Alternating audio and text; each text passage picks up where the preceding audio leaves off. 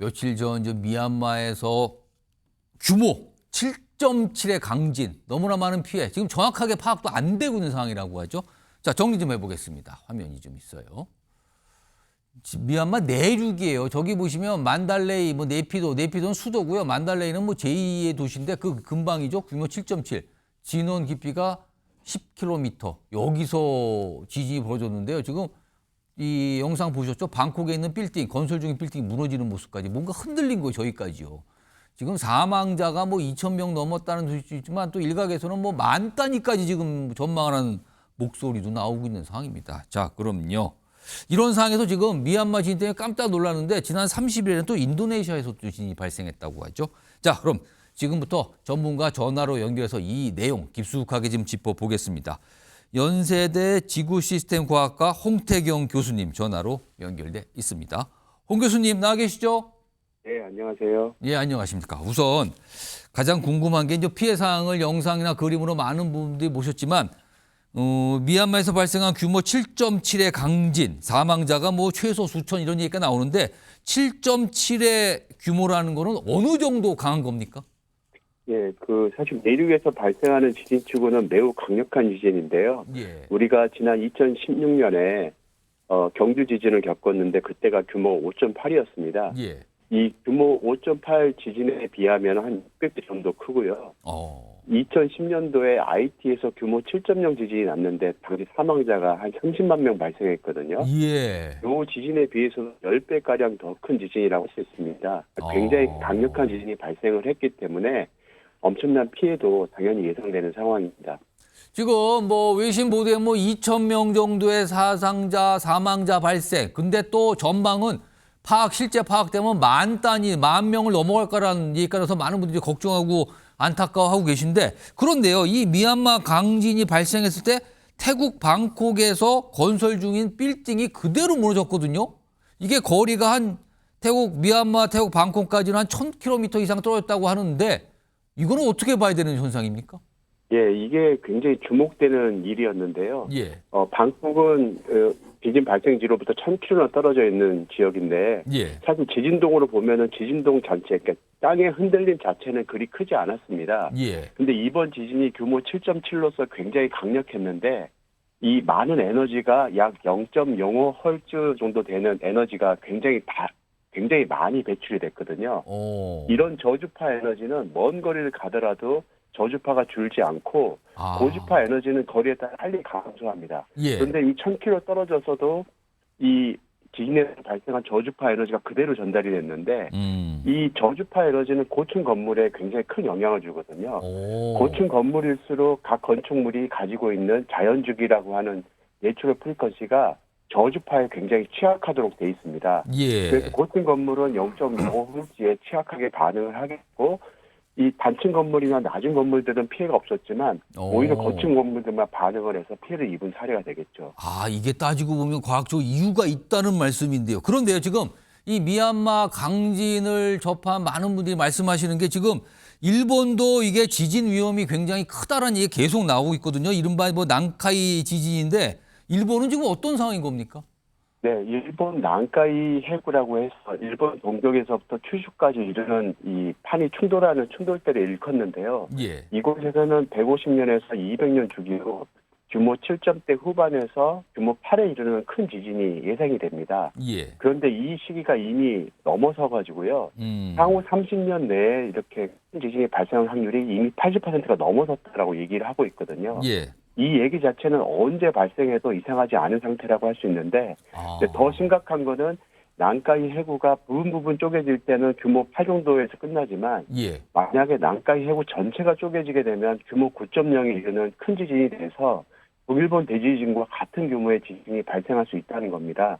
그래서 이런 지진이 발생하게 되면은 동일본 대지진 때도 우리나라가 그 지진에 의해서 영향을 받아서 지진 발생 빈도가 증가했는데, 예. 난카이 해구는 우리나라하고 더 가까이 있기 때문에 예. 우리나라에 미치는 영향도 더 크다고 할 수 있습니다.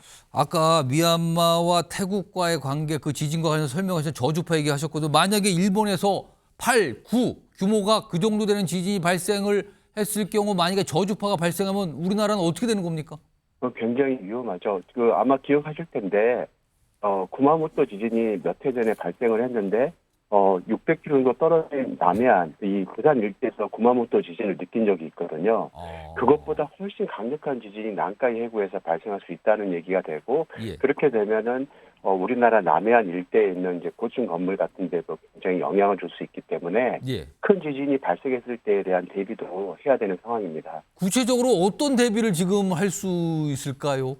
일단 내지선이 이제 지진별로 지진 규모에 따라 발생하는 주파수 대역들은 알려져 있거든요. 예. 거기에 충분히 대응할 수 있도록 내진 설계가 되어 있는지가 중요하고요.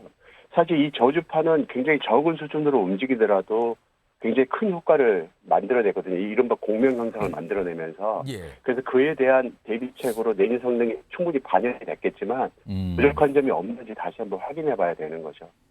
지금요, 미얀마 대지진이 발생을 하고 며칠 뒤에 인도네시아에도 규모 5가 조금 넘는 지진이 발생했거든요. 지금 보니까 뭔가 지진 상황이 좀 심상치 않은 것 같은데 지금 뭔가 어떤 지질학적으로 약간 이유가 좀 있습니까? 지진이 자꾸만 이렇게 퍼지고 있는 이유는요? 네, 최근 들어서 이제 지진에 대한 관심도가 높아지면서 지진이 발생할 때마다 더욱 관심을 많이 갖고 있는데요. 예. 하지만 지금 발생하는 지진 발생 빈도 자체는 예년 수준과 거의 비슷합니다. 그래서 이 판의 경계부라고 하는 태평양 연안에 따라 판의 충돌대가 이제 다양하게 발달해 있는데 인도네시아를 포함해서 이런 지역에서는 지진들이 계속 발생을 하고 있거든요. 예. 이렇게 발생하는 빈도 자체는 예년과 크게 다르지 않은 형편입니다. 그래서 이제 발생하는 수준 내에 발생하지만 그 가운데는 큰 지진도 있고 작은 지진도 있어서 때로는 이렇게 큰 피해를 연결되기도 합니다. 아, 그렇군요.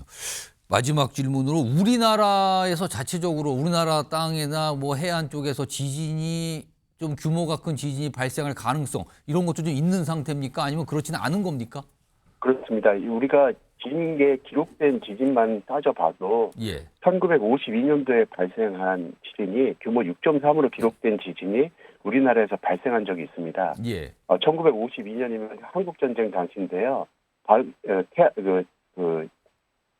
북한 수도인 그 평양 인근에서 발생한 지진이었습니다. 예. 규모 6.3에 이르는 큰 지진이 전 세계 관측소에 다 기록이 돼서 6.3을 남았는데요. 이 지진뿐만 아니라 역사서 같은 데에 보면 규모 6이 넘는 지진들이 아주 굉장히 많이 나오고 있습니다. 예. 이런 지진들은 시기가 도래하게 되면 우리나라에서 발생할 수 있다는 얘기가 되기 때문에 각별의 주의가 필요한 상황입니다. 알겠습니다. 오늘 말씀 여기까지 듣도록 하겠습니다. 지금까지 연세대 지구시스템과학과 홍태경 교수였습니다. 고맙습니다. 네, 감사합니다. 시간이 한 1분여 정도 남았는데요. 김근식 시장. 지금 사실은 미얀마 군부 정권 또 반군 내전 그래서 뭐 구조도 쉽지 않고 뭐 파악도 안 된다 그러거든요. 여기 또 더 심각한 거 아닙니까? 뭐 구호 물자 전달도 쉽지 않다 그러네요. 그렇죠. 그러니까 지금 군부 독재가 계속 온전하고 있고 그 안에서 반군과의 내전도 치열하고 예. 그러니까 사실은 행정 시스템이나 그 당시 미얀마의 이런 구조 시스템, 재난 구조 시스템이 지금 잘 작동이 안 될 겁니다. 그렇기 예. 때문에 그 안타까운 그 지진 소식에 더 많은 피해가 있을 것으로 보이고요. 저는 또 하나는 아까 그 태국 1000km 떨어진 태국에서의 그 30층짜리 예. 빌딩이 무너진 건 저주파 때문이라고 설명하셨습니다만 같은 지역에서 다른 고층 빌딩은 멀쩡했다고 괜찮았다는 얘기가 한다면 나와요? 제가 보면 그 설계 자체나 시공 자체에도 하자가 있었던 건 아닌지 그런 좀 의혹은 좀 제기될 수 있다고 생각을 합니다. 우리나라도 지진 이거 특히 일본에서 강진 발생 우도 피해를 볼 수 있다 이런 얘기가 나오니까 조금 더 걱정이 되네요. 박경우 의원님. 그렇습니다. 내전 중인데 국민들은 저런 지진 피해까지 입어가면서 어디에 누구를 의지할까 이런 걱정을 좀 해봤습니다. 뭐 우리도 얼마 전에 산불 이런 난리 속에서 그렇습니다. 지금 뭐 정부가 제대로 작동을 못 하고 있는 거 아니겠습니까? 그래서 혹시라도 그런 그 재난에 대비해서라도 빨리 정치권 정신 차려서 예. 대한민국을 정상화시키는데 함께 노력하고 또 법조계에서도 지혜를 모았으면 좋겠습니다. 알겠습니다. 산불 피해 복구 이것도 좀 심혈을 기울여야겠습니다.